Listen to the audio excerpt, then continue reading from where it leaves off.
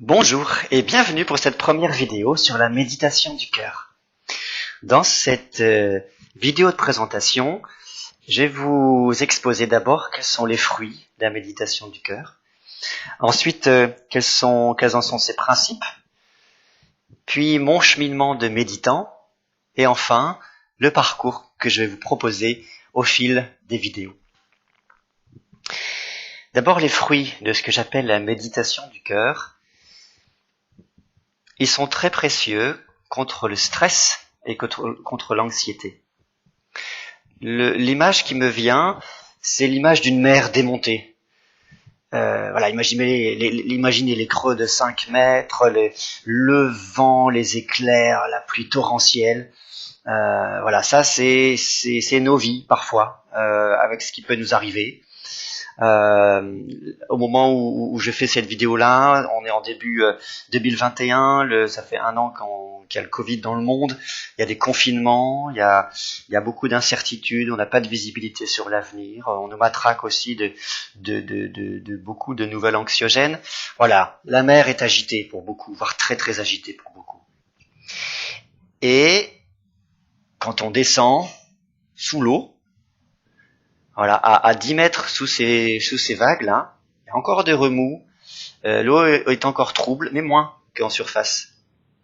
Si on descend de 50 mètres, c'est le calme, c'est la sérénité.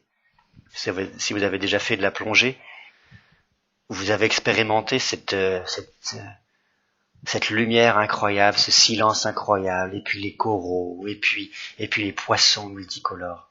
Pour moi, c'est une belle image de la méditation du cœur.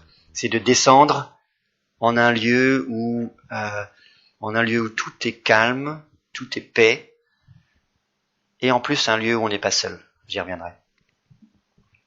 Voilà, donc cette méditation du cœur est très précieuse en période du stress ou si on est des personnes stressées. Elle est très précieuse aussi quand on souffre ou qu'on a des douleurs physiques, morales, mentales. C'est vraiment une chance d'avoir cette pratique de méditation du cœur pour traverser les événements et les périodes compliquées de nos vies. C'est aussi, là encore, je parle d'expérience, une pratique précieuse quand on souffre de solitude. Une pratique vraiment précieuse quand on souffre de solitude. La méditation aide à être dans l'ici, dans le maintenant, en paix. Cet ici et ce maintenant temporel et géographique, lors des confinements, on y est acculé et on n'a pas l'habitude en Occident. Moi qui ai habité 7 ans en Asie c'est différent. Mais en France, en Occident, être dans l'ici et maintenant, c'est compliqué. La méditation du cœur aide à se connecter à soi, dans nos profondeurs, et étonnamment peut-être pour certains à se connecter aux autres, bien plus largement encore que ce qu'on pourrait imaginer. C'est une aide précieuse pour se déployer et pour faire une expérience aussi de cet infini qui habite dans le cœur de tout être vivant. Ce souffle qui anime tout être vivant. Voilà pour les fruits de la méditation du cœur. Le principe maintenant, j'ai fait à plusieurs reprises ce geste-là, il s'agit de descendre de la tête au cœur et en passant par le corps. On est très cérébraux en Occident. On est très sur soit les souvenirs, soit l'organisation des projets concernant le futur.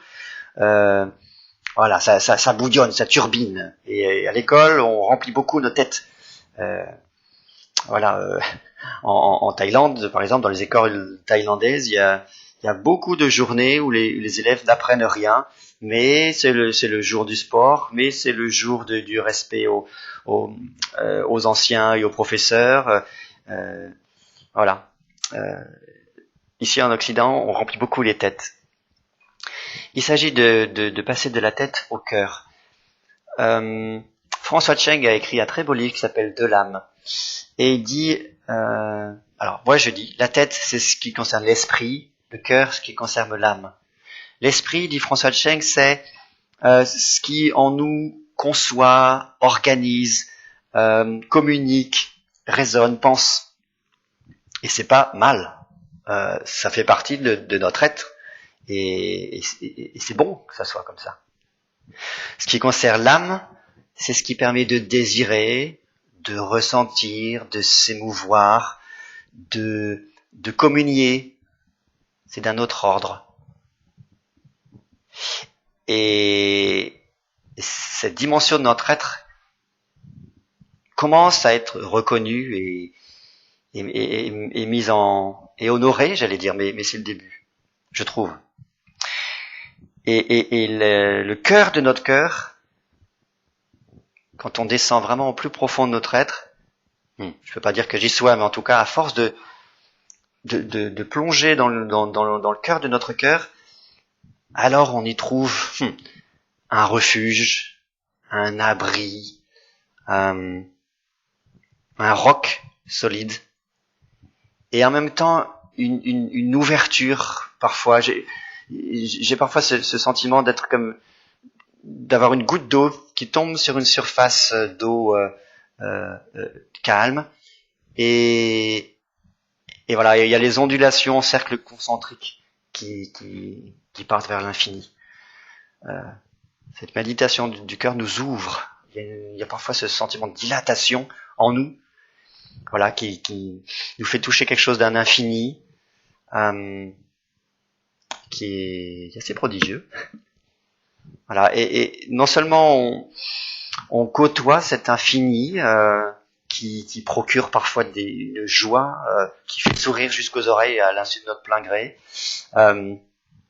et puis on expérimente parfois une connexion aux autres, tous ceux qui aussi descendent dans leur cœur, tous ceux aussi en qui demeure cet infini. Il y a une descente en soi vers un abri, un refuge, et une ouverture, une dilatation dans l'infini, où on se retrouve connecté aux autres vivants. Alors, quel est mon cheminement de méditant ? Bon, j'ai 43 ans cette année. J'ai découvert la méditation pendant mes études, aux environs de l'année 2000. Et c'était dans des monastères, des Carmels. Et donc j'ai été initié à ce qu'on appelle l'oraison, avec ces grandes figures spirituelles que sont Saint Jean de la Croix et Sainte Thérèse d'Avila. Et l'oraison est une prière silencieuse où on se pose en silence et où on laisse faire ce qui doit être fait en soi. Voilà, ça a été une étape forte. C'est la première fois que j'ai goûté fortement à la méditation silencieuse. Deuxième étape, j'ai vécu 7 ans en Asie. Et donc en 2009, j'ai quitté la France pour aller m'installer en Thaïlande. Et en Thaïlande, j'ai rencontré un vieux missionnaire chrétien d'origine polonaise.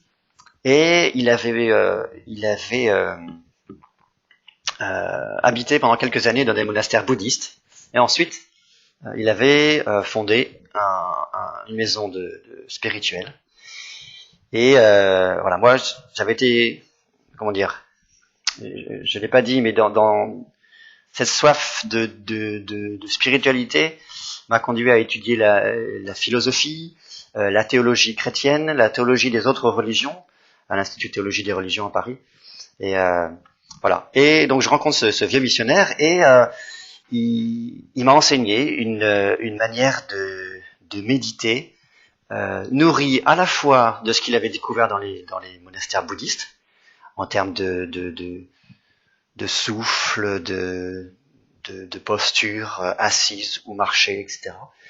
Et il avait mis ça au service d'un type de méditation qui vient des pères du désert des premiers siècles de la chrétienté, qui est fort, qui était fort développé dans l'orthodoxie, qui est pratiqué par les moines du Mont Athos, ce qu'on appelle les ikasmes ou la prière du cœur. Et voilà, il m'a fait découvrir ce type de méditation et ça a été une vraie révélation pour moi. J'ai adoré, vraiment ça, c'était pour moi. Voilà, donc j'ai pas mal creusé la question, j'ai lu beaucoup, et puis j'allais le voir régulièrement, parce que la clé dans tout chemin spirituel, c'est d'avoir des maîtres. Les livres, c'est bien, mais voilà, dans toutes les traditions, il y a le maître et il y a le disciple, et les disciples. C'est nécessaire d'avoir un compagnon de route qui a peut-être un ou deux pas de plus, qui a fait un ou deux pas de plus que nous, et avec qui échanger. D'ailleurs, dans les monastères bouddhistes, à chaque fois qu'il y a un temps de méditation, après, il y a le moine qui nous demande, nous le groupe, alors, qu'est-ce que vous avez découvert pendant ce temps de méditation-là Ah ben moi j'ai découvert qu'au bout de 10 minutes, j'ai mal à ma cheville droite, ou bien ça peut être des choses plus profondes. Bref. Voilà, donc ça a été une étape vraiment, vraiment importante, la découverte de l'hésychasme, portée par des techniques de méditation bouddhiste. Je suis rentré en France en 2014 et là j'ai découvert le formidable essor de la méditation pleine conscience, portée notamment en France par Christophe André, et qui a fait beaucoup écho avec ce que j'avais pu expérimenter en Asie. Voilà. Et la dernière étape, ça a été la découverte de l'autocompassion, qui portée notamment par Christine Neff et Christopher Jammer aux États-Unis, inspiré par Sharon Salzberg. Voilà. Et c'est un pas de plus par rapport à la méditation pleine conscience. Par exemple, je prends acte que je suis en colère, et ensuite je me montre de la tendresse à moi qui suis en colère. Voilà, ce domaine de l'autocompassion m'apporte beaucoup. Voilà un petit peu mon cheminement spirituel. Personnellement, je suis croyant.